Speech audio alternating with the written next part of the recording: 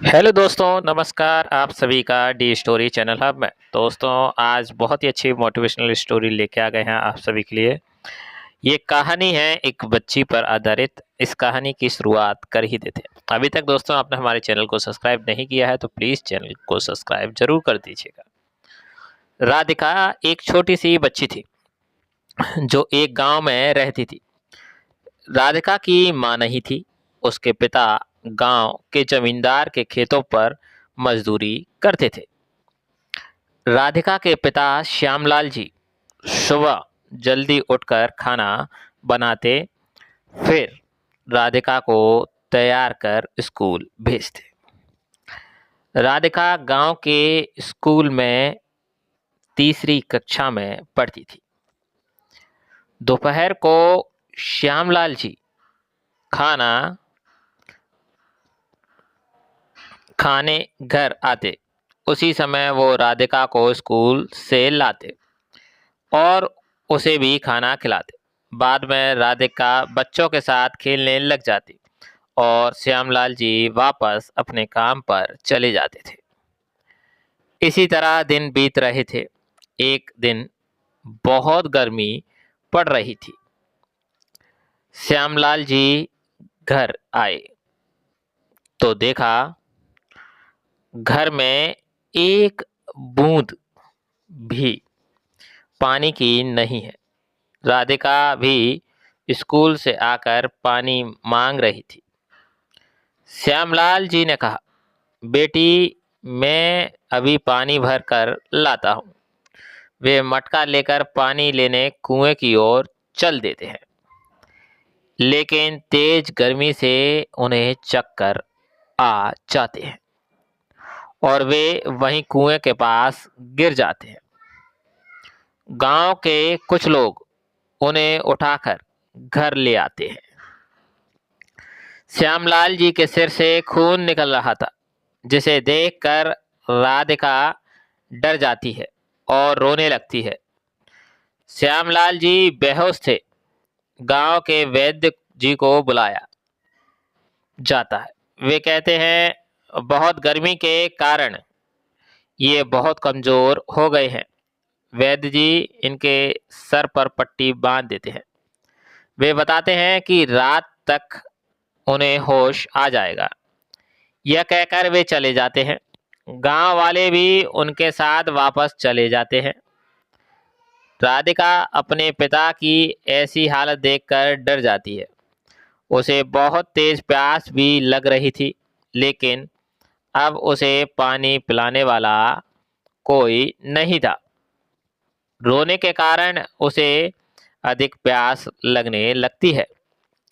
राधिका शहर बाहर से पानी लाने की सोचती है। वह घर से बाहर निकलती है तो देखती है रात हो चुकी है।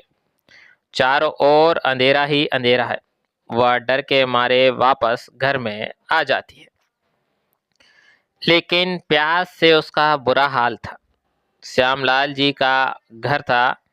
उसके आसपास कोई घर भी नहीं था जिससे मदद मांगी जाए। राधिका को लगा कि वह प्यास से मर जाएगी। इधर उसके पिता भी बेहोश थे। वह नन्ही सी बच्ची भगवान की तस्वीर के आगे बैठकर प्रार्थना करने लगती है, भगवान जी, मेरे पिताजी को जल्दी से ठीक कर दो, जिससे वो मेरे लिए पानी लाकर दे सके।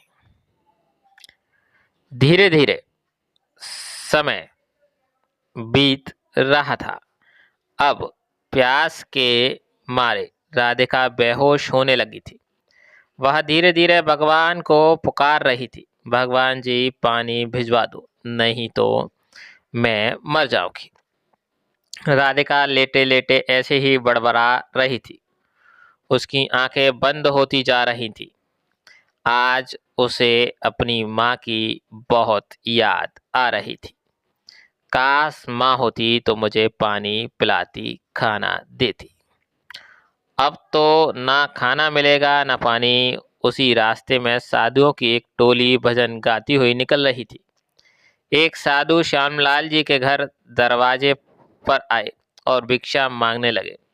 जब किसी ने दरवाजा नहीं खोला तो साधु वापस जाने लगे। तभी उनके कानों में राधिका की आवाज आई, भगवान जी पानी भिजवा दो। साधु ने दरवाजे को धकेला तो वह खुल गया। उन्होंने देखा एक बच्ची जमीन पर पड़ी हुई है। उन्होंने अन्य साधुओं को आवाज दी और अंदर आकर राधिका को पानी पिलाया।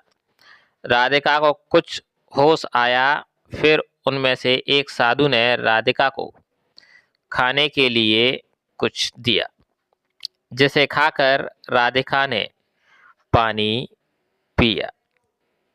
साधु ने पूछा, बेटा तुम बेहोश कैसे हो गई? तब राधिका ने सारी बात बता दी। फिर राधिका ने पूछा, आप भगवान हैं या भगवान जी ने आपको भेजा है? मैंने तो उनसे ही कहा था। यह सुनकर साधु हंसने लगे। उन्होंने कहा, हाँ बेटी, यही समझ लो, भगवान जी ने ही हमें भेजा है। जब तक तुम्हारे पिता ठीक नहीं हो जाते मैं तुम्हारी देखभाल के लिए यहीं रहूँगा। बाकी साधु आगे चले जाते हैं। अगले दिन सुबह श्यामलाल जी को होश आता है तो वे साधु बाबा का धन्यवाद करते हैं कि उन्होंने उनकी बच्ची की जान बचाई। साधु बाबा कहते हैं, तुम्हारी बच्ची की सच्ची भावना के कारण ही हम यहाँ आ पाए। यह सब भगवान की कृपा है। ये लो, यह रख लो। जब तक यह तुम्हारे घर में रहेगा तुम्हें कोई परेशानी नहीं आएगी। यह कहकर साधु बाबा ने एक रुद्राक्ष श्यामलाल जी को दे दिया। इसके बाद साधु बाबा वहां से चले गए। श्यामलाल जी ने राधिका को गले से लगा लिया। बेटी, तेरी प्रार्थना भगवान ने सुन ली। अगर तुझे कुछ हो जाता तो मैं कभी अपने आप को माफ नहीं कर पाता। श्यामलाल जी ने साधु से मिला रुद्राक्ष पूजा के मंदिर में रख लिया।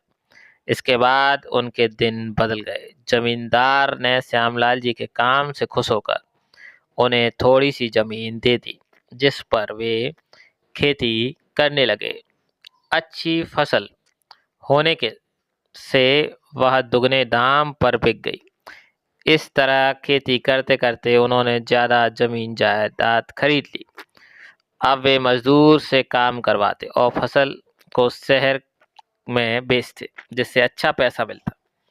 फिर श्यामलाल जी ने बड़ा सा घर बना लिया, जिसमें कई नौकरानी रख ली, जो राधिका की देखभाल करती थी।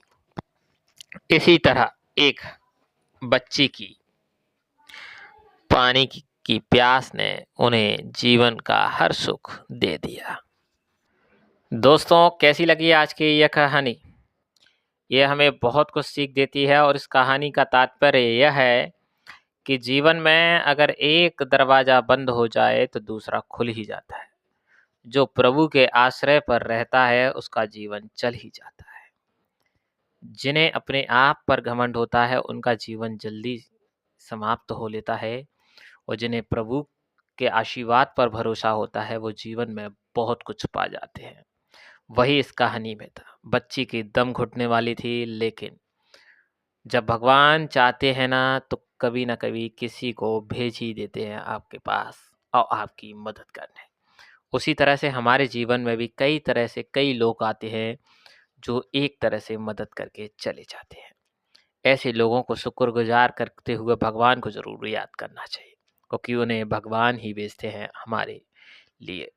तो आज की कहानी अच्छी लगी हो तो दोस्तों चैनल को ज़रूर सब्सक्राइब कीजिए, लाइक कीजिए, कमेंट में ढेर सारा प्यार दीजिए, जिससे इस तरह की और मोटिवेशनल स्टोरी हम आप सभी के लिए ला सकें, उन्हें आपके सामने रख सकें। बोलिए जय श्री राधे, राधे राधे।